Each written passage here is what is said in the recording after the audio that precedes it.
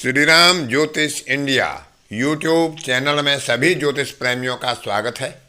आज की कक्षा का विषय प्रसंग है जन्म काल में जन्म लगन और जन्मकालीन राहु और केतु से शुक्र के गोचर का शुभ और अशुभ प्रभाव का विचार किस प्रकार किया जा सकता है।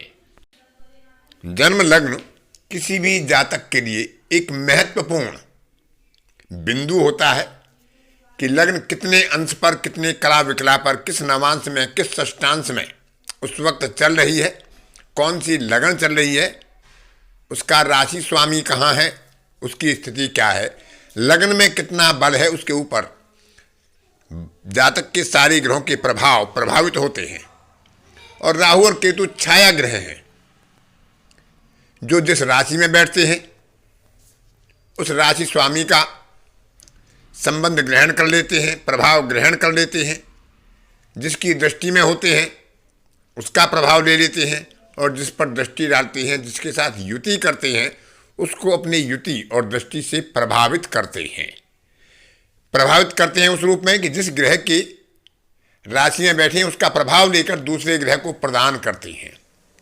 मान लेते हैं कि राहु मंगल की राशि में शुक्र के साथ बैठा है तो राहु मंगल का प्रभाव लेते हुए शुक्र को अपने प्रभाव से प्रभावित करता है। तो राहु केतु के जो राशि स्वामी होते हैं उनको जन्म नियंत्रक ग्रह बोला जाता है। उनकी स्थिति और सूर्य चंद्रमा और लग्नेश की स्थिति काफ़ी कुछ जन्म पत्रिका के बारे में बता देती है।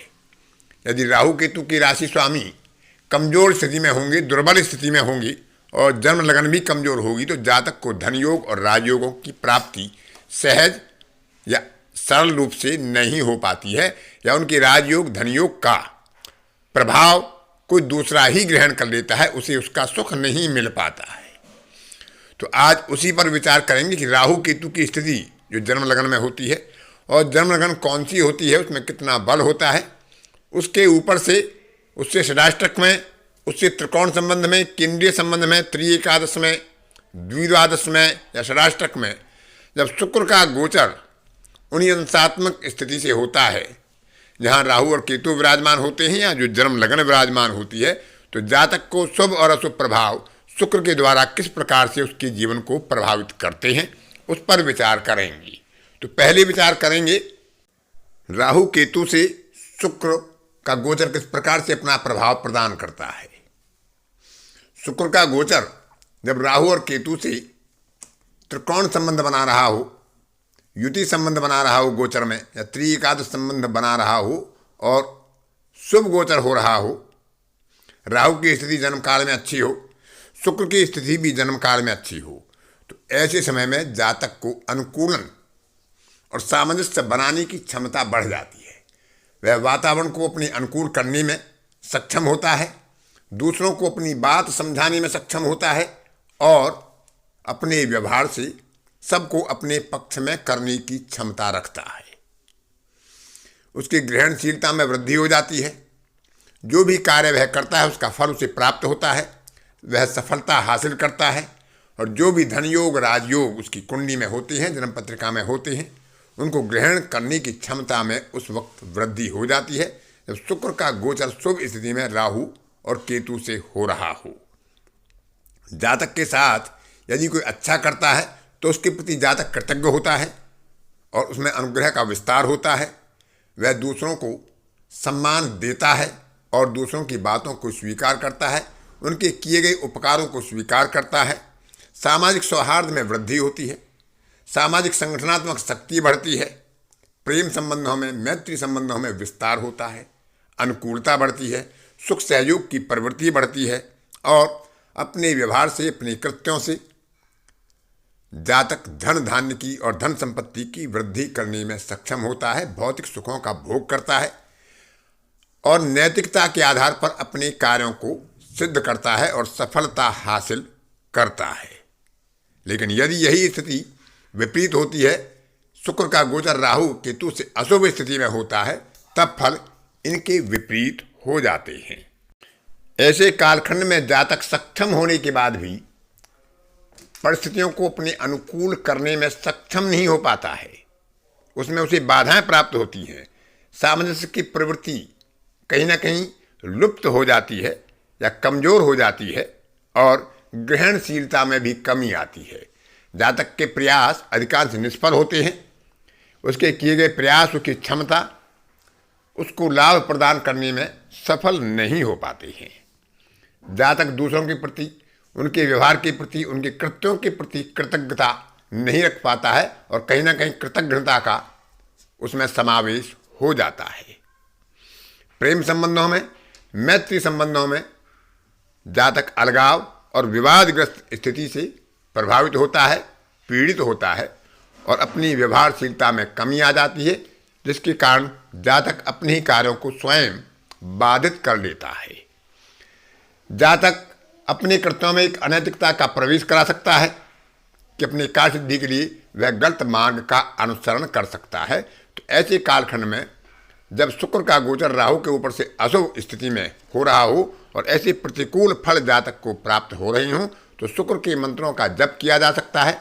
शुक्र यदि अशुभ स्थिति का या अकारक ग्रह होगा तो उसका दान किया जा सकता है, अथवा माता लक्ष्मी के व्रत या उनके स्तोत्र आदि का पाठ करके शुक्र की अशुभता को कम किए जाने के प्रयास किए जा सकते हैं। अब विचार करते हैं जन्म लग्न से शुक्र के गोचर का प्रभाव शुभता में या अशुभता में कैसे जातक को प्रभावित करता है। शुक्र का गोचर यदि शुभ स्थिति में जन्म लग्न से होता है, नवम से हो, पंचम से हो, तीसरे भाव से हो या 11वें भाव से हो और जन्म लगन की डिग्रियों के निकट हो रहा हो, तो ऐसे कालखंड में जातक निष्ठावान होता है, जो कार्य से मिलता है उसके प्रति दायित्व बोध की भावना से पूर्ण होता है और अपने कार्यों को आगे बढ़ाता है। अपने व्यवहार से, अपने विचारों से, अपनी क्षमता से उनको पूर्ण करता है। दायित्व बोध की वृद्धि होती है। समय के अनुकूल जातक उचित निर्णय लेता है और उसका दृष्टिकोण भी समुचित होता है। गलत कार्यों से जातक बचता है। सही और उचित दृष्टिकोण का जातक के मन में उदय होता है। बुद्धि सकारात्मक होती है और सामाजिक सौहार्द की वृद्धि होती है। संगठनात्मक शक्ति का उदय होता है। लोगों को एकत्र करना, अपने पक्ष में करना और उनसे सुख सहयोग लेना, जातक में ऐसी क्षमता की वृद्धि हो जाती है। व्यवहारशीलता के कारण जातक अपने शत्रुओं को भी अपने पक्ष में कर लेने में सक्षम होता है और अपनी कार्य सिद्धि, अपने लक्ष्य प्राप्ति और अपनी वांछित सफलता को हासिल कर लेता है। भौतिक सुख समृद्धि के प्रति जातक की रुचि स्वाभाविक होती है और उनमें वह अपनी व्यवहारशीलता से, ग्रहणशीलता से और अपनी क्षमता से वृद्धि भी करता है और उनको प्राप्त भी कर लेता है।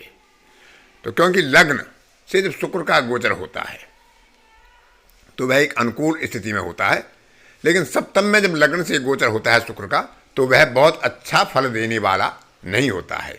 सप्तम में और दसम भाव में लगन का गोचर, लगन से शुक्र का गोचर कुछ कमजोर स्थिति में माना गया है। यदि वहाँ पर कोई पाप ग्रह बैठा होगा तो वह स्थिति भी अनुकूल नहीं कहलाती है, कुछ प्रतिकूल हो सकती है।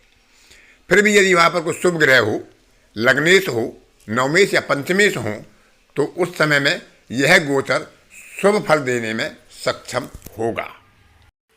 यदि शुक्र का गोचर जन्म लग्न से अशुभ स्थिति में होता है, षडाष्टक में होता है, द्विद्वादश में होता है या केंद्रीय संबंध में होता है और वहाँ पर किसी पाप ग्रह का भी प्रभाव हो, तो स्थिति ज़्यादा प्रतिकूल होती है। तो ऐसे में जातक के अंदर दायित्व बोध का अभाव होता है। वह अपने लक्ष्य के प्रति उदासीन होता है। उसकी निष्ठा कमजोर होती है, विश्वसनीयता कमजोर हो जाती है और जातक अपनी मैत्री संबंधों में, प्रेम संबंधों में विघटन और विवादों की स्थिति से गुजरता है। व्यवहारशीलता कमजोर होती है, ग्रहणशीलता कमजोर होती है। अपने ही व्यवहार के कारण अपनों को ही अपना शत्रु बना देता है, क्योंकि व्यवहार यदि अच्छा नहीं होता है, व्यवहार यदि प्रतिकूल होता है, तो जातक अपने लक्ष्य को प्राप्त करने में बाधा महसूस करता है और कार्य सिद्धियों में उसे असफलता प्राप्त होती है। सामाजिक सौहार्द का अभाव होता है और जातक तनावग्रस्त जीवन से पीड़ित हो सकता है। शुक्र की स्थिति यदि कमजोर होगी जन्म काल में या गोचर काल में, तो यह स्थिति ज़्यादा कष्टकारी भी हो सकती है। लेकिन दीर्घ काल तक वह स्थिति नहीं रहती है। ऐसे कालखंड में जब ऐसी अशुभ प्रभाव जन्म लग्न से गोचर में, शुक्र के गोचर में जातक को प्रभावित कर रहे हों, तो शुक्र के जप दान आदि का विचार किया जा सकता है, उसके उपाय किए जा सकते हैं ताकि प्रतिकूलता और अशुभता में कुछ कमी हो। तो इस तरह से हम शुक्र के गोचर का राहु केतु से और जन्म लग्न से विचार कर सकते हैं। आज की कक्षा में इतना ही। अन्य किसी कक्षा में फिर किसी नए विषय के साथ आपसे मुलाकात होगी। तब तक के लिए अपनी वाणी को विराम देता हूँ। धन्यवाद।